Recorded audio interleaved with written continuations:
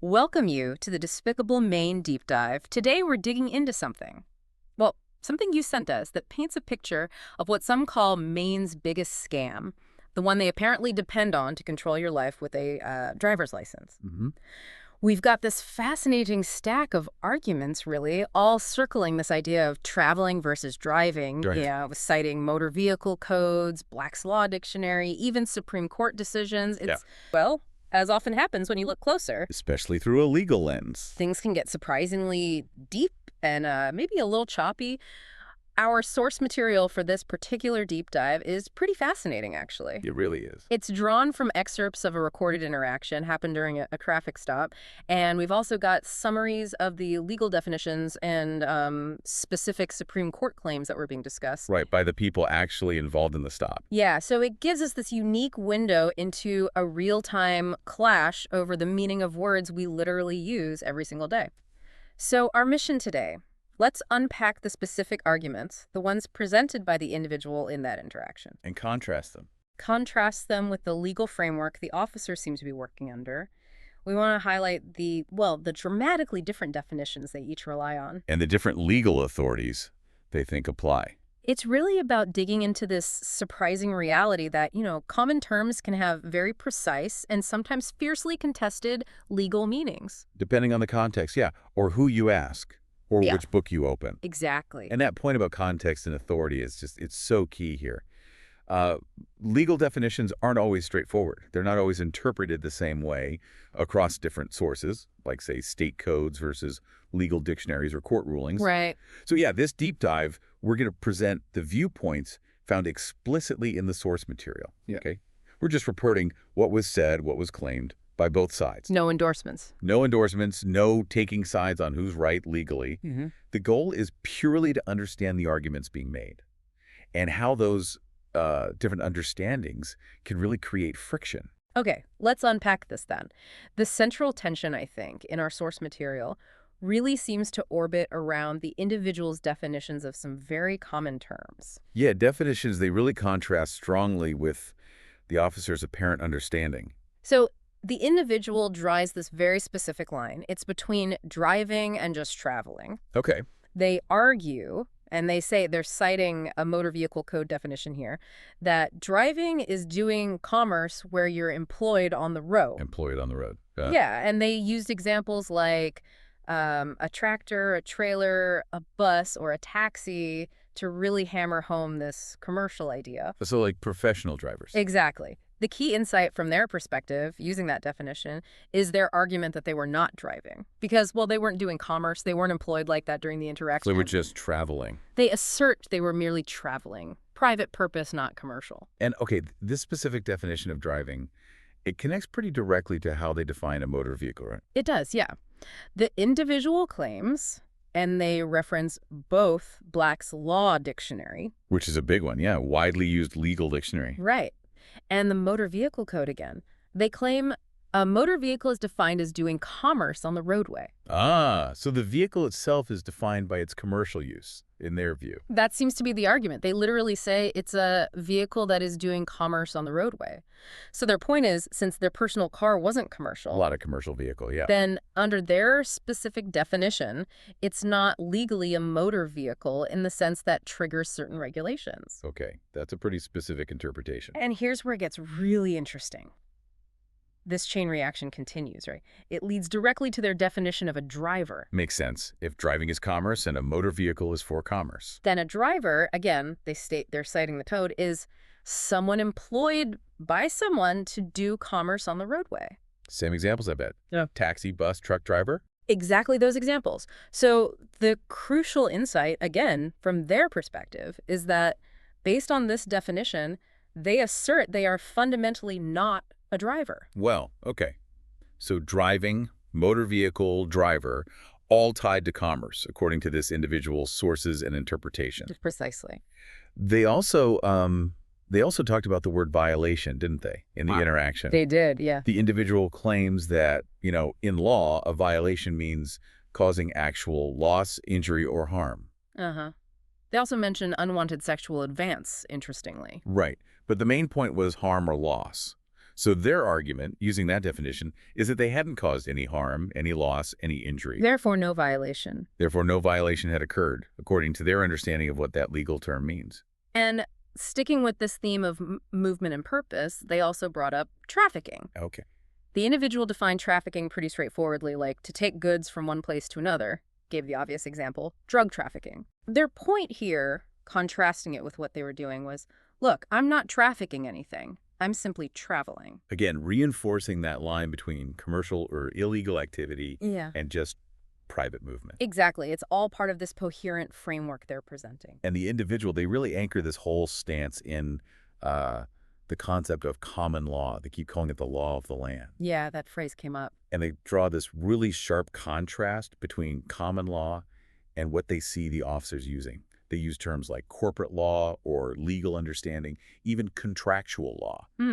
So they see the officers applying rules meant for businesses or contracts? It seems that way from the source material. Like the individual views the officers as operating under a system that maybe applies to corporations or employees under contract, but which is, in their view, totally separate from the fundamental common law they believe governs private people. Interesting. Because usually we think of common law as like based on court decisions and custom, right? Whereas police enforce statutes, written laws. That's generally the distinction, yeah. Statutes passed by legislatures. The conflict, as the individual presents it, seems to be between these two perceived frameworks, their common law versus the officer's statutory law. Okay, so now let's pivot. Let's look at the officer's side of things as it's presented in the source material. Right, their perspective. The officers, as the source describes it, seem to be operating based on very specific written laws, what they call Colorado Revised Statutes, traffic codes. In municipality laws, yeah. Yeah. Local ordinances. Right. And within that framework, their description of the individual is much simpler. They're just an operator of a vehicle operating a motor vehicle. Plain and simple. And the sergeant specifically mentions the standards from the Colorado Revised Statute, so very statute-focused. Totally. And the officer's understanding of the situation, which is pretty straightforward within their legal world, was simply that they saw the individual driving it, just operating the car. No nuance about commerce needed for them. Doesn't seem like it. In their view, based on the state and local laws they enforce, the act of operating a motor vehicle on a public road is driving. Full stop. Yeah. Doesn't matter if you're employed or doing commerce. So, yeah, like the source says explicitly, the core conflict just boils down to this fundamental difference. Two different languages almost. Yeah. The individual's definitions and their claimed legal framework backed by, their interpretation of the Motor Vehicle Code, Black's Law Dictionary, specific Supreme Court claims, common law, Was this what? versus the officer's definitions and framework grounded in Colorado Revised Statutes, traffic codes, and municipal laws. They're just operating in different legal universes, it seems. And the individual puts significant weight on the Supreme Court in their argument, like huge emphasis. They really do. They assert the Supreme Court follows Black's Law Dictionary and that the court is the highest law of this land. That's a direct quote from their claims. And what's particularly interesting here, I think, is the individual's specific claim about the Supreme Court and the right to travel. Oh, yeah. Tell me about that. They state, quite specifically, that the court has repeatedly upheld this right. And they claim the court ruled that using public roadways is an untaxable, uninfringible right. Uninfringible. Oh, okay. And from their perspective, this ruling means you don't actually need registration or a license or insurance unless you're using the roads for commerce. So tying the licensing requirements directly back to that commercial activity distinction again, based on their interpretation of Supreme Court rulings. Exactly. And the individual makes the point that the Supreme Court's authority, as they see it anyway, is beyond the Motor Vehicle Code and the other statutes the officers are focused on. Sort of a trump card in their view. So it seems like it. However, the officer's response to this, which was captured in the source, gives really direct counterpoint. It's about jurisdiction, operational reality. What did they say? They said, we don't follow that. The Supreme Court does. Wow, okay. And even more directly, we're not the feds. We don't operate under the Supreme Court. They're basically drawing a line in the sand, saying their job is to enforce the state and municipal statutes they swore an oath to uphold. So a clear boundary. Local state enforcement versus federal judiciary. Yeah, that's the distinction they seem to be making very clearly. And the source material, it describes the sort of practical side of the interaction too, which really shows how this whole theoretical conflict actually played out on the street. Right, the nuts and bolts. The individual apparently provided paperwork, with their definitions and these claimed rulings. There was discussion about identifying oneself, providing documents. Which the individual probably framed through their lens of rights and whether a violation had occurred. Presumably. And ultimately, the source indicates the individual was let go, no summons issued. Interesting. But it notes the officers did act within their statutory framework. They established probable cause for the stop. The car had no plates, which is a violation under their statutes. Okay, so they followed their procedure for the stop itself. Yes. But the release seems to have happened partly because the individual cooperated, and partly because the sergeant offered to check the vehicle identification number as a favor, explicitly saying it wasn't something the individual was legally obligated to provide, at least under the officer's framework. Huh.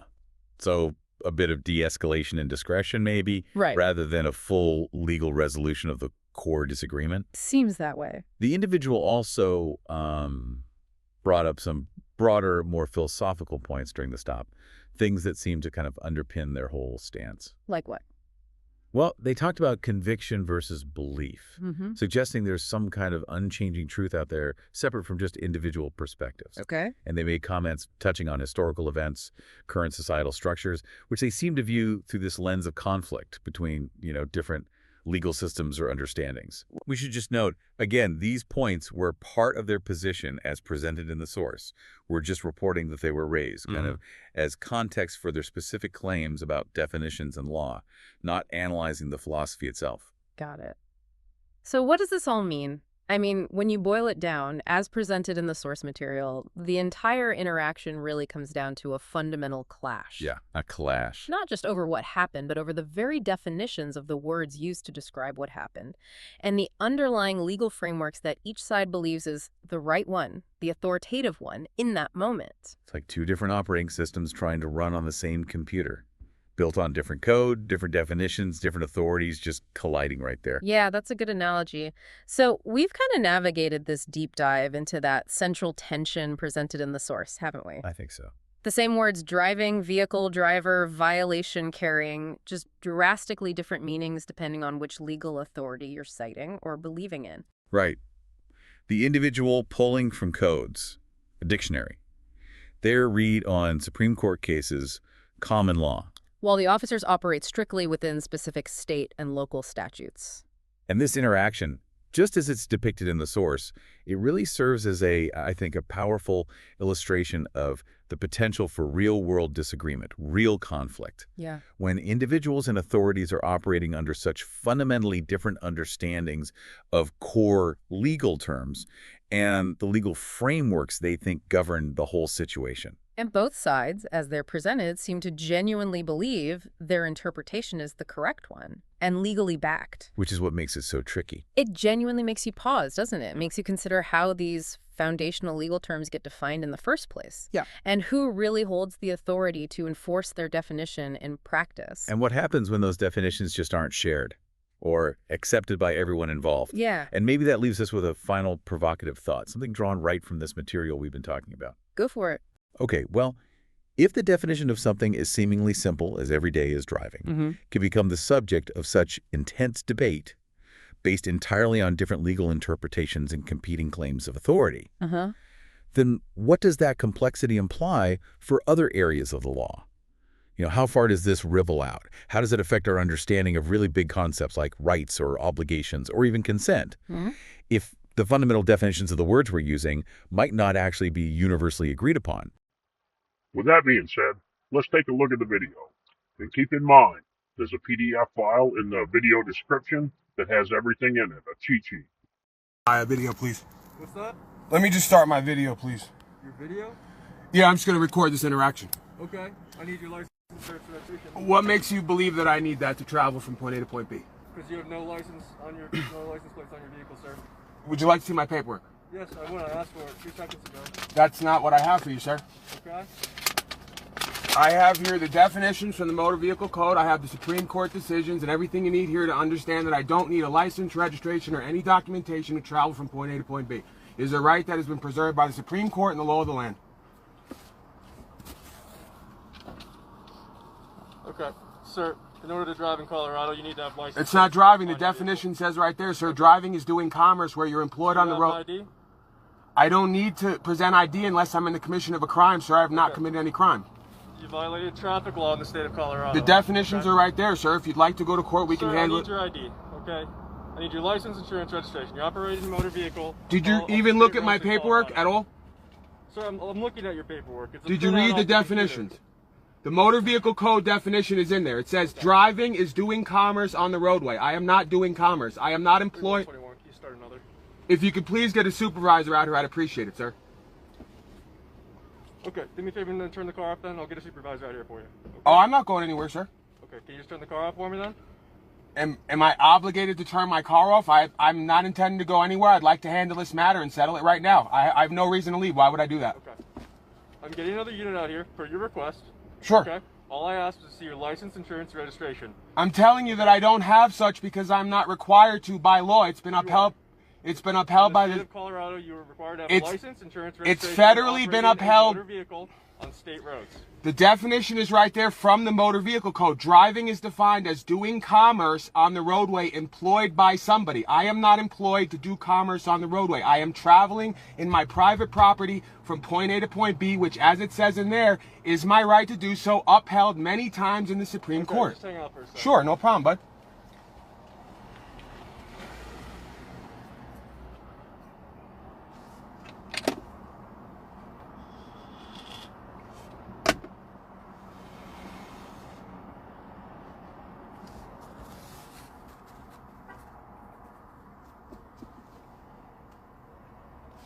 Just got stopped by one of the officers here, so I am recording. Yeah, we're gonna see how this goes. Gave him my paperwork, and yeah.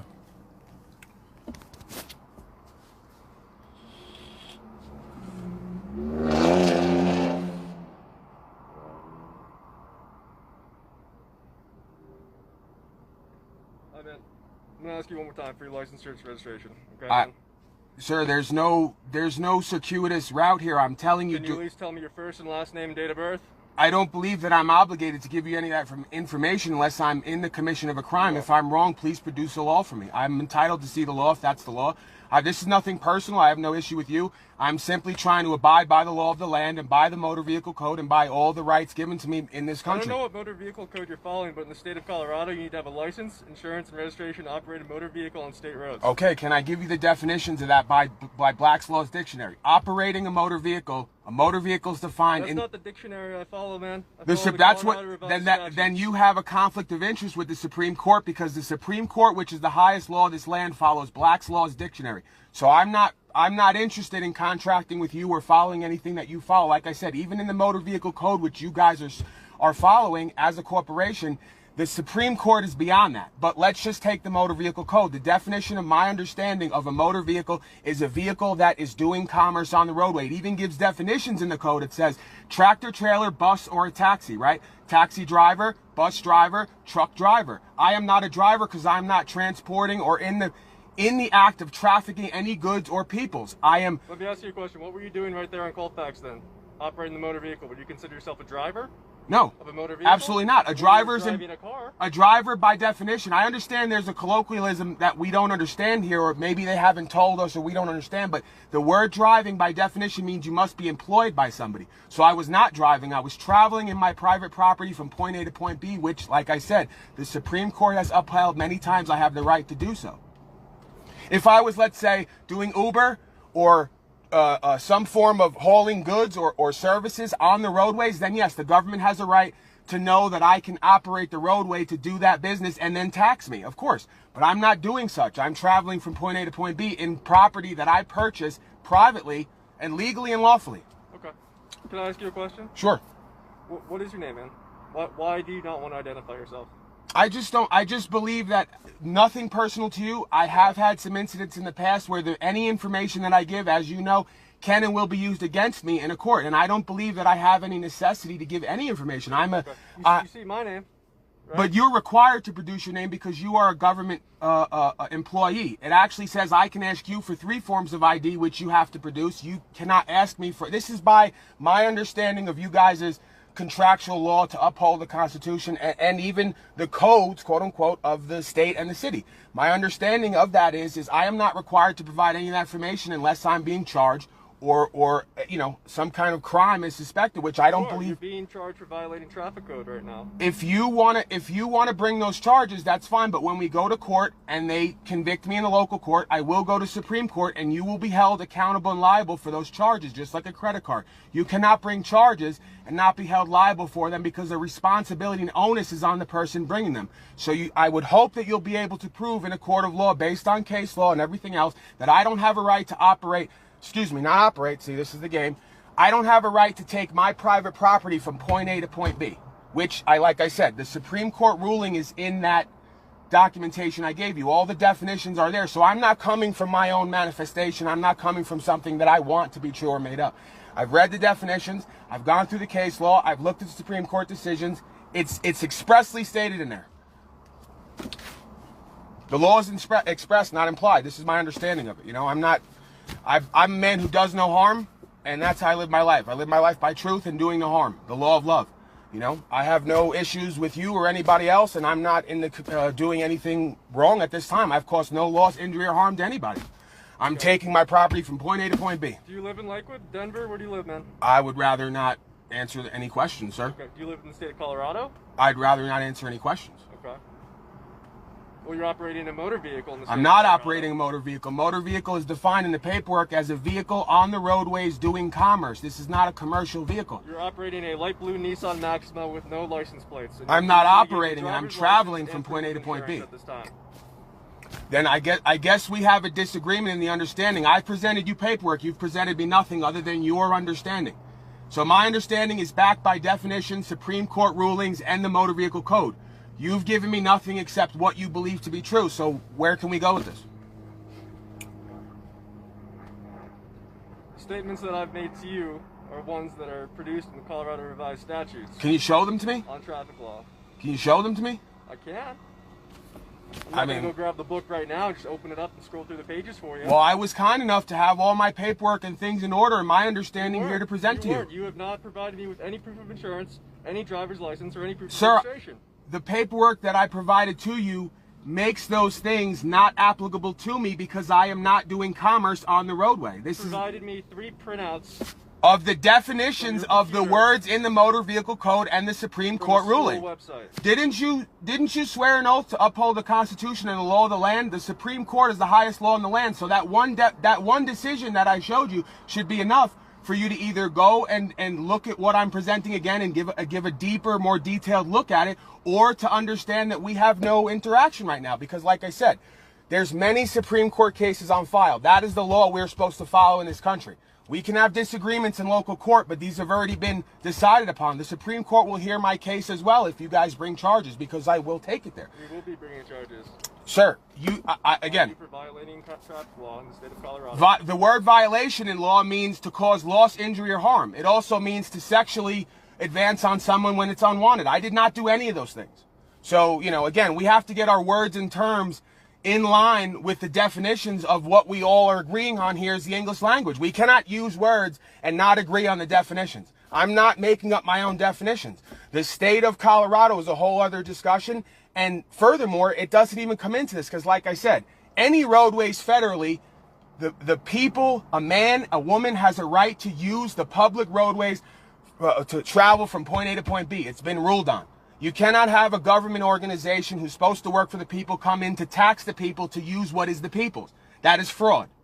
You may disagree with me. I, however, have the truth, the definitions, the facts, and the case rulings on my side. So like I said, if you bring charges forth, I expect you to show up on the day of whatever the proceeding will be.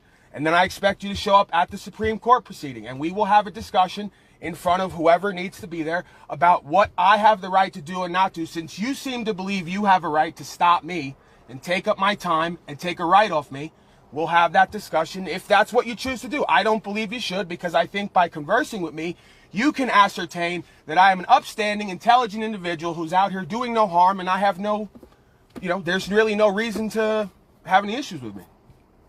Why is that? Because, like I said, and we can get into all other things. I don't know if you're interested in all that, but you see where our country's going, and what we're doing right here is part of the reason why. But I'm glad we're doing this, and I expected this, So it's not really an issue for me. I have to stand on what's true and what's right. I have to stand on my conviction, in my heart, and what the definitions and the understanding tells me. So that's all I'm attempting to do. Well, I think we might have a misunderstanding upon definitions here. Again, the Supreme Court, it's been the Supreme Court, so let's say we both didn't understand definitions. Supreme Court has heard all these cases, and the judges have ruled over and over again that the right of if you want, I can search them for you right now, the quotes, the right of the people to use the public roadways is an untaxable, uninfringible right. You cannot tax somebody, force them to get registration, force them to get insurance. You cannot force any of that. All interactions in this country are supposed to be voluntary. They're not supposed to be under coercion and duress. Do this or else, and you can't use fear and safety as a reason to take people's rights. Okay. Well, my supervisor's here. If you said you wanted to talk to him. I mean, again, it's more about what you plan on doing, because if you plan on moving forward contractually, then obviously he's going to be the one here to supervise that whole situation, and then he will be on record to go to court as well, being okay with the fact that he supervised you, stopping me, taking my time and my rights, and then telling me that I don't have a right to do what's already been ruled on I have a right to do. Okay. That's the only reason I want him here, so that we're all under the same understanding. Sure. Sarge. Hi, How you doing, sir? Good. Hey, I'm Sergeant Valdez. I understand your sovereign stuff and everything and all that. What do you refer to be? Yeah, living man, or how do you? I don't even like to get into the terms and labels. No, I'm just a man. Yeah. just Okay. The like living you man, are. or just a man. Or just a man. Just like you are a man. You're a man. I'm a man. Understood. And from my understanding, again, like I told this man, was that I've done my research. I have a conviction in my heart. Okay. My mind and my logic aligns with that. Logic, morals, and ethics. This is private property. I purchased it legally and lawfully. Understood. And I'm taking it from point A to point B. And the Supreme Court has ruled that I do not need to register, license, or any of that unless I'm doing commerce on the roadways. I handed in the definitions, has all the definitions there, what's in the Motor Vehicle Code and what Black's Law says. That operating a motor vehicle is defined as doing commerce on the roadway. I understand. So, sir, just so you know, obviously, we don't recognize that within our municipality laws. It's common law. And I understand the common law and stuff, but our laws are obviously not in tune with your common law and the way it's practiced, so the court's going to have to be the one to dispute those. Do you understand the reason he pulled you over? Absolutely not. Why? Okay. Absolutely not. Have you been told why you've been pulled over this afternoon? He told me his perception, but I don't understand it at all. Okay. And so we can help you understand the perception of why you're pulled over and what he told you. What did he specifically tell you?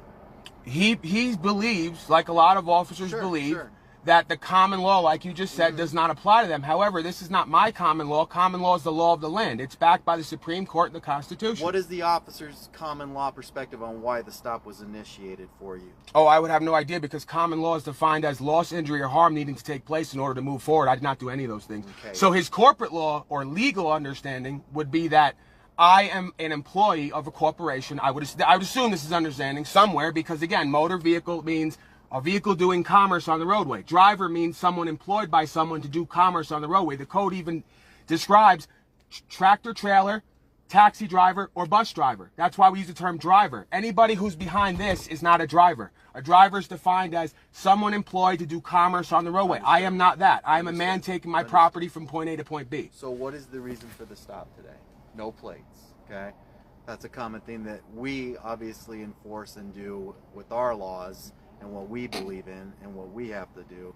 So the probable cause exists for him, not with you, in your understanding, for him to go ahead and initiate a traffic stop based on the plates. What is his reason to believe that I'm driving this vehicle? Well, you're operating the vehicle and driving it, and you were observed driving it. I wasn't driving. Driving is defined as commerce. Can you read the paper? I understand your version of it. No, that's the our definition by Black's Law Dictionary and the Motor Vehicle Code. We don't follow that. The Supreme Court does. So then we're not the feds. We don't operate under the Supreme Court. Yeah, but you swore an oath to uphold the law of the land and the Constitution. Absolutely. The Supreme Court is the highest law of the land. But ours is under a municipality, and ours is under the Jefferson County division. So you'd have to go to the Jefferson County for anything. Has he issued you any ticket or done anything? No, sir. Well, exactly. So we're in a common state here of just talking about the situation, and that's it. And you're being cordial, and that's a good thing, because we need to have these discussions. Well, that's it. And so that's what he's discussing with you. you. So understanding your beliefs and what you think aren't necessarily ours, because what we have to practice a certain thing. There's an understanding there. I hope you know that. Obviously, we pulled you over because we don't have the same understanding of what your understanding is of the law. Do you understand that? As long as we have a common agreement on that, I'm good. You're going to have your definition of it is.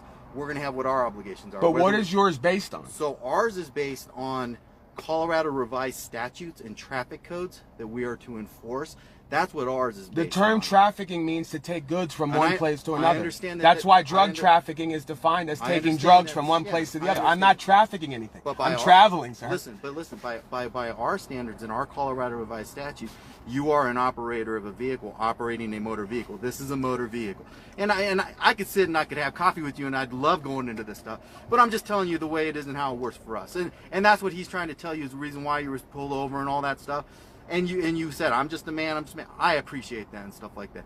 If he's asking you for identification, you don't want to give it, I understand why you're not wanting to give it and why you believe that you don't have to give it and stuff. If he were to ask you, what would your name be given by the corporation or the land, as far as government, is what we see as government, would you have a legal name under that? What would be your false name that you be giving, which would be the government name that we go to that would be given to you? Do you understand what I'm saying? Yep. And if you're comfortable in providing that with him, that's what he wants. Yeah, I'd rather not provide anything, because again, once I provide any kind of information, I'm contracting with him. Understand. And I would rather not contract with him. Again, this first of all, again, we can go back to you guys' rules.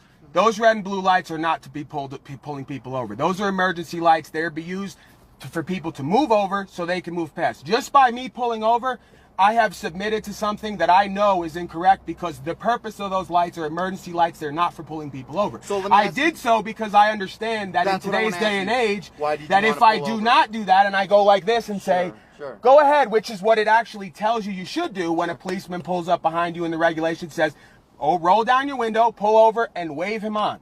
I did not do that, because then he'll say, oh, you were trying to... I understand the psychology of how most officers think. Well, I understand... You complied and you pulled over and stuff, and that's a start. Because I want this interaction. Well, that's I great. want the interaction one way or the other. We have to get it on record. Have you interacted like this in a court of law already?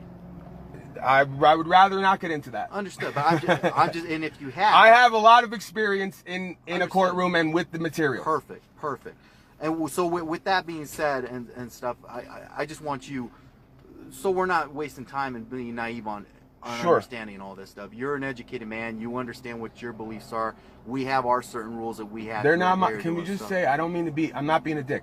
They're not my beliefs, sir. It's a knowing that I've come to based on eternal truth. This truth is not going to change whether you understand... Your heart. It's a conviction. It's a conviction. The same thing the court will have to use to either convict me or not, because it rests in my heart and it cannot be changed by any other man's belief. A belief and a conviction are two very different things. I understand. I understand. And you hold it true to yourself. Absolutely. I live by certain morals, logic, and ethics that I hold myself to at all times. You have a belief in the Constitution. Not a belief. I have a knowing that the Constitution is codified based on universal law, that no man has the right to rule over any other man. That will always be a truth since the day we came here to the day we die, because it is illegitimate and is based on coercion, duress, and force. So you have a knowing. I have a knowing. It is unchanging. I am the same yesterday as I am today as I will be tomorrow. Okay, and I hope you can respect that. Obviously, we have a knowing and understanding. You have a belief system that you are adhering to, and it is not in line with truth, sir. It may not be in line with your truth. But no, the truth is unchanging. You have your perspective, I have my perspective. Well, that's just it. That's a difference. By us conversing, we come to one truth. Absolutely. And that truth is unchanging. We might not come to an agreement on the truth, but we will come to a truth. The universe has one truth that we all must come to understand. If we don't, we will suffer consequences, individually and together. I appreciate your cooperation and understand with it. You've been more than pleasant to deal with on it, and I've dealt with many people that have the same understanding of things as you do and stuff like that. So let me talk to my officers and see what the plan is here and stuff. And I appreciate your cooperation. I appreciate you, sir. You've been cordial with me. You had a good rapport with me, and you haven't been forceful in any way. I got no reason why. So thank you for your cooperation. Give me 1 second, my man. I appreciate it. Thank you, sir. Thank you.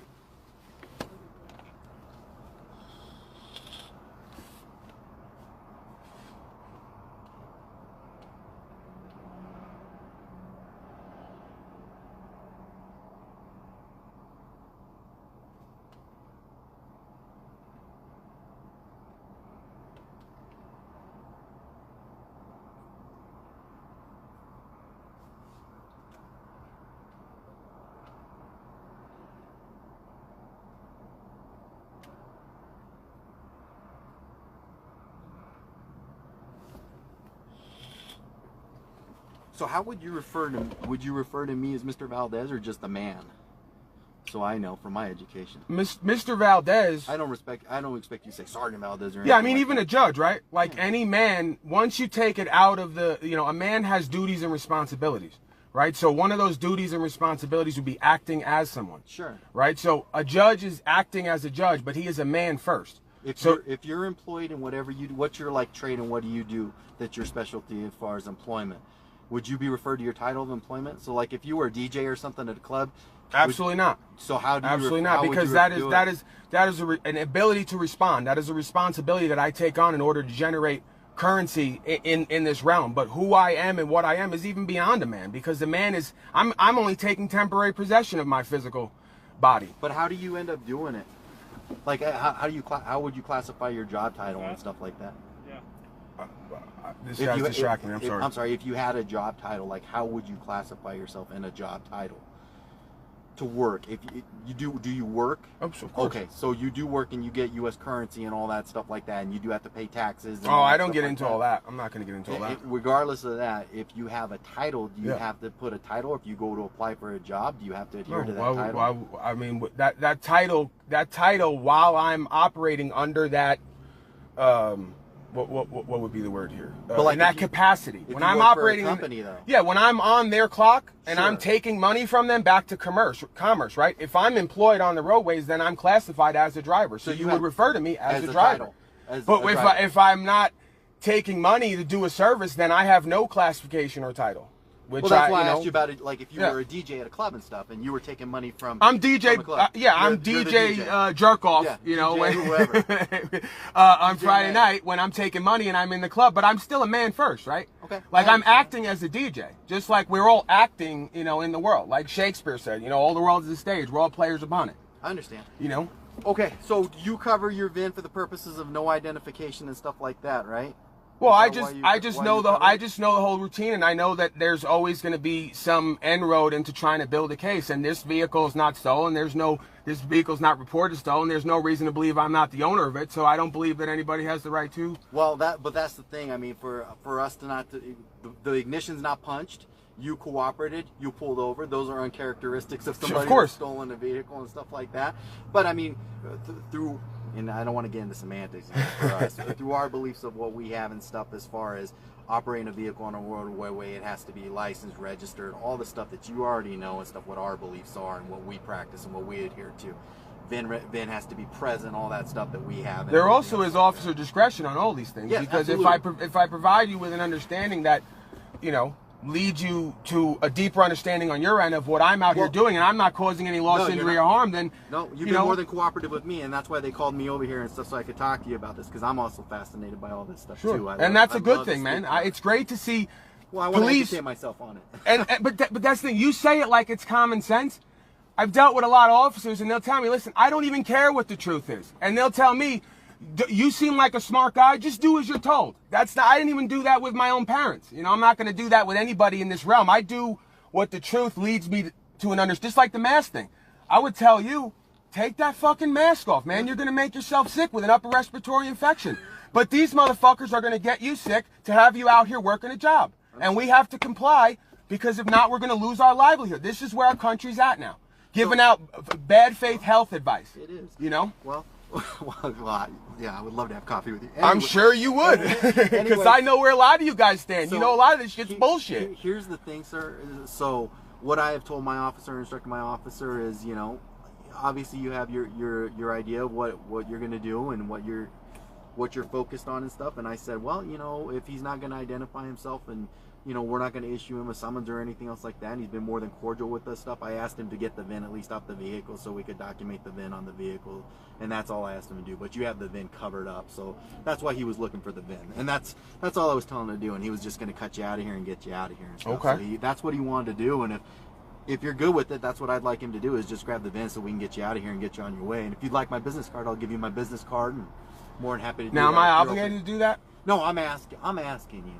That's all I'm asking you. You're personally asking me. I'm personally saying, if you're good with it, if you can do the VIN and get my officer out of here, I'd appreciate it. Okay, and what's the reason for that? Just to make sure it's not a stolen vehicle. That's all I want to do. And I don't believe, like I told you, you're being more than cooperative. You pulled over, which is not common, and the fact that it's not punched or anything else like that.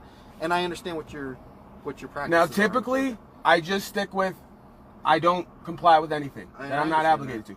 Because as a man, you're asking me to do you a favor to make sure this vehicle is not stolen, I will do so. However, as a man, if something comes to that after what you just told me, because you are going to cut me loose, you're not going to give me any summonses. I'm not going to pull you out of a car. I'm not going to take you to Jefferson County Jail. I'm not going to do anything. You're not going to give me any tickets or any summonses? No, we're not. We're just going to grab the VIN. Okay. If you're good with that. That's fine. Are you okay with my card? Sure. All right, I appreciate it. And if you ever want to get together on personal time and have a conversation, I'm more than open and willing to do that. As a matter of fact, I look at it as a duty and a responsibility as an American to educate, or to help, not even educate, I don't want to bring it to an ego thing, but to bring more understanding together to who and what we are doing here. You know, what our shared role in being Americans is. Is it the concept for the, about, does it all fall under anything like British law or anything else like that too? That's part of, British law? again, this stuff gets very circuitous, and there's a lot of, you know, there's a lot of little things that you have to, little rabbit trails you have to go down. But part of this whole thing, right, stems from the birth certificate, where when there was, and we're going to go through this again, they're calling it the Great Reset now. We're going to have an economic collapse the same way they did the first time, 1917 Spanish flu. They put everybody in masks. Majority of the deaths, the NIH.gov has concluded, Fauci wrote a paper on it, majority of the 1917 100 million Spanish flu deaths came from wearing masks, from secondary bacterial infections, breathing in your own bacteria all day. They did this once already 100 years ago. We had a Great Depression. They came in with a system, birth certificate, social security number, where the government promised everybody benefits and privileges in exchange for their rights, and all they had to do was be given a number and a secondary name. What about the vaccine? Totally against it? Absolutely. So if you were to Bill Gates said in 2015 there's going to be an outbreak under the Trump administration. We're going to use vaccines to sterilize and depopulate people. He said it in TED conference. These are not my conspiracy theories. These are these psychopaths right out of their own mouths. What about, like, so with you, obviously you go shopping and stuff to get stuff and everything, and do they confront you when you don't wear your mask or anything? Do they confront you when you don't wear your mask? Yeah, they do. So, you know, but is it all cool though? You go in and they don't say anything? I converse with them the same way that I talk to you. You know, I try to be loving, I try to be compassionate, I try to be faithful, and I try to deliver them a message that touches their spirit, so that they can open their mind and heart to the truth that we're all supposed to be experiencing here. Yeah, that's fascinating stuff. Okay, well, I appreciate you talking to me about it and stuff like that. I appreciate you having a care in your heart, man. There's not many people nowadays who care for anything, let alone truth and what's right. It's a crazy world right now. Absolutely. As you know. Absolutely, and that's why we need to do our due diligence, and we need to be vigilant as far as serving truth. Because we can serve our belief systems, our egos, our careers, all this nonsense. If we don't serve the one truth, we're all going to lose it all soon, sir. We're going to lose our economy, our currency, which is a fiat currency backed by no gold and silver. It's losing its value day by day. They're moving over to electronic currency. There's a reason for all this stuff. This is not conspiracy theory. This is big corporations, big business, certain big banking, central banking, cartels, Bitcoin, VMO. Bro, it's all connected. You know, you see the internet censorship now. You see the left-right division in the politics. You got Black Lives Matter. You got supposed right-wing racists. It's all divide and conquer, man. They've been doing it since back to Rome. These are intergenerational banking families. Let me give you one more thing. Go look it up. jourdain d'Avignon. She was 12 years old. She went down in Guinness Book of World Records, the first historian to find out that all the presidents except for one are blood related back to one king. Okay? A king of France. All the presidents except for one. And this is all verified by mainstream media. What is it, jourdain d'Avignon. And then you can search up 12-year-old presidents related as keywords, and it will pop up on YouTube. Might be kind of hard to find now, but it should still be up there. I gave it to someone last week. She went through all the genealogy and proved that all of our presidents except for Martin Van Buren are linked to one king. So you explain to me how we're out here voting and we have a right to vote and we're choosing. How could they all be related to one king? Do you believe in email and stuff, or no? You don't do it? I mean, yeah, why not? Would you be willing to email me stuff? Sure. Can I put my email on there? Absolutely. On the card that I gave you? Oh yeah. Thanks, man. I don't think I have my email. And see, this is what we're out here doing, and I'm not. It's right there, actually. Never mind. This is a good officer, and I want to put this officer on camera. This is Ricky Valdez. They just pulled me over. No license, no plates, no nothing, but that's fine because you don't need that to travel from point A to point B. And this man was willing to listen to me and understand what I was saying, and he could tell that I'm not up to no good out here, you know. And this is what the human experience is supposed to be about. I appreciate it. Thank you, sir. You have a good day, my friend. You take care of yourself. I appreciate you, Mr. Valdez. Thank you. Be safe, okay? Okay. Thank you. Thank you. That's how you do it, folks. That's how you do it right there. And I hope all you motherfuckers, look, I can't get this window up now. I'm all nervous and shit. But I hope all you motherfuckers are watching.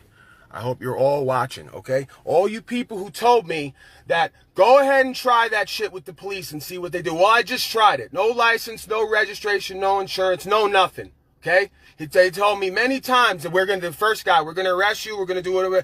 No, whatever. Stick to it. Stick to your fucking truth. Supervisor came, he said, we're not doing anything. We're not going to summon you. We're not going to do anything. You seem to know what you're talking about, okay?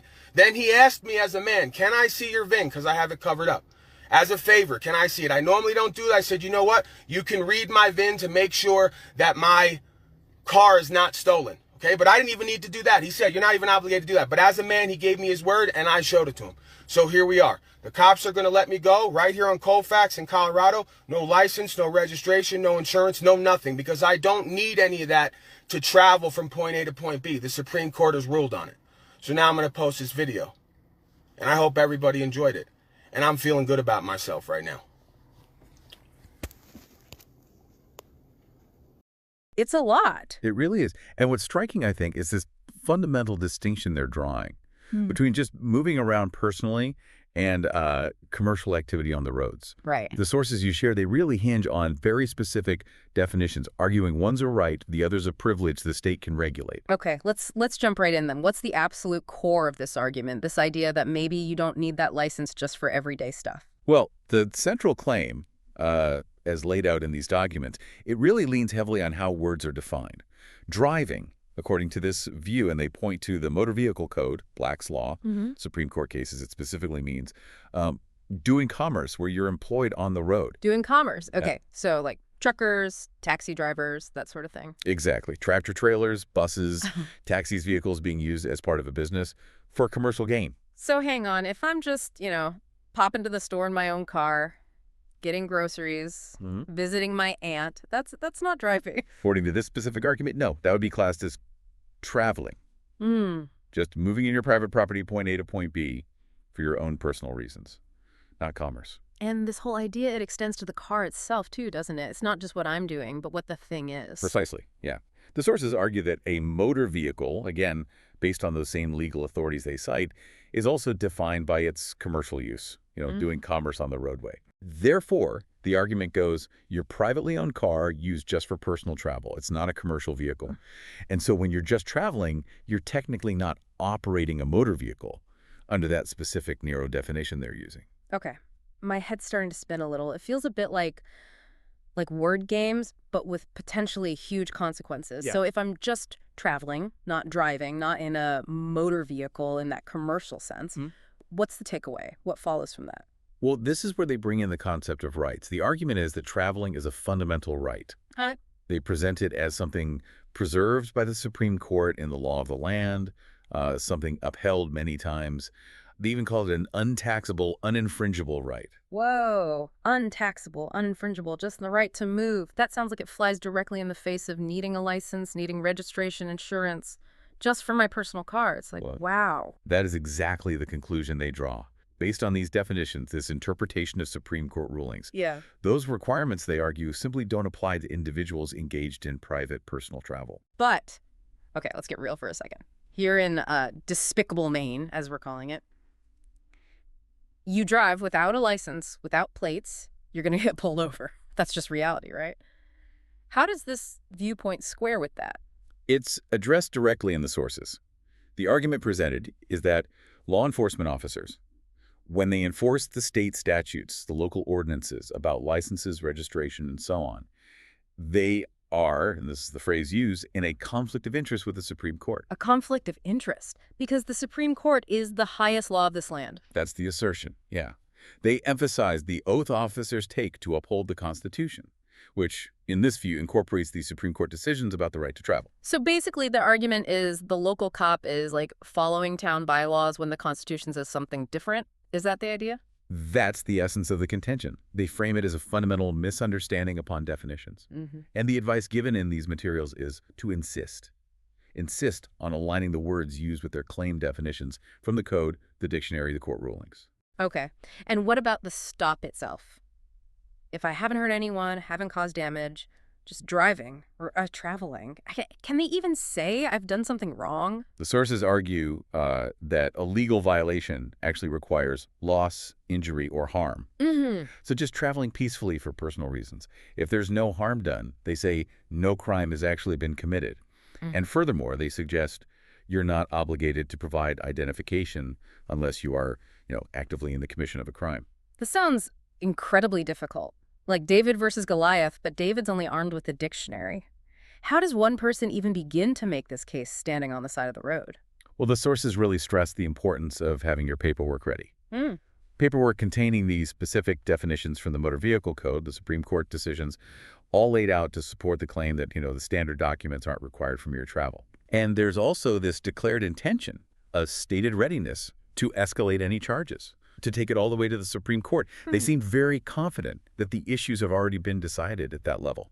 Speaking of roadside encounters, one of the things you sent over included this transcript, an actual traffic stop. It's pretty wild. Yes, that's a vivid example. It details someone being pulled over specifically for having no license plates. And the whole interaction, it just revolves around these definitions we've been discussing. Exactly. Driving versus traveling, motor vehicle definitions, asserting the right to travel, handing over paperwork, citing the code in court cases. Our back and forth is just incredible. The person absolutely refuses to provide a license or insurance or registration, just keeps repeating, I'm traveling, I'm not engaged in commerce, show me the law that requires this for travel. It's relentless. And what's particularly striking is their absolute insistence that the Supreme Court's definition, which they believe aligns with Black's Law Dictionary, simply overrides whatever the state or local understanding is. They basically tell the officers, look, you're operating under corporate law, maybe meaning state statutes, while I am adhering to the law of the land, meaning the Constitution and Supreme Court interpretations. And the sergeant involved, his response is pretty interesting, too. He kind of acknowledges the clash, doesn't he? Saying something like, yeah, there's a difference between their municipality laws and this person's common law view. And, well, the courts would have to sort it out. Right. He recognizes the fundamental disagreement in legal interpretation. And in that specific instance, it's worth noting, after a supervisor arrived, after a, pretty lengthy discussion, the individual was actually allowed to leave. They agreed to show the VIN, just as a favor apparently, to show the car wasn't stolen. Wow. But no summons, no tickets issued in that particular case. Oh, the Supreme Court. It really is the linchpin for this whole argument, isn't it? The ultimate trump card. Why so much focus there? Well, the argument constantly circles back to that core belief. Supreme Court decisions represent the highest law of this land. They believe these decisions definitively establish the right to travel as separate from commercial driving and confirm its protected status above state or local laws. And that person in the traffic stop, they weren't shy about it, ready to appeal all the way, totally confident the Supreme Court already backed them up.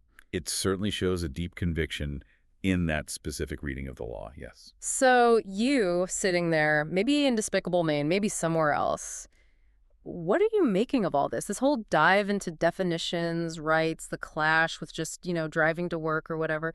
It definitely gives you pause, doesn't it? Makes you think about what it really means to just get from here to there. And maybe, just maybe, you start wondering if it's time to question this system, this reliance on a license that some see as just a tool of control. Is it time to stand up against this scam, demand that freedom on the road? I think what's important to take away is the sheer emphasis placed on these specific definitions, and the core assertion that a fundamental right is potentially being infringed upon when personal travel gets treated exactly like commercial activity.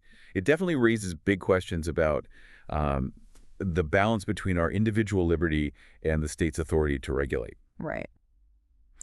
Thanks for tuning in to the Despicable Maine Deep Dive. Remember, according to this perspective, just living in Despicable Maine under these, let's be generous and call them questionable, regulations, well, that's theft of your life. Every single day you comply without asking why. Could be another day freedom gets, shall I say, rerouted. Now, go chew on that during your next travel.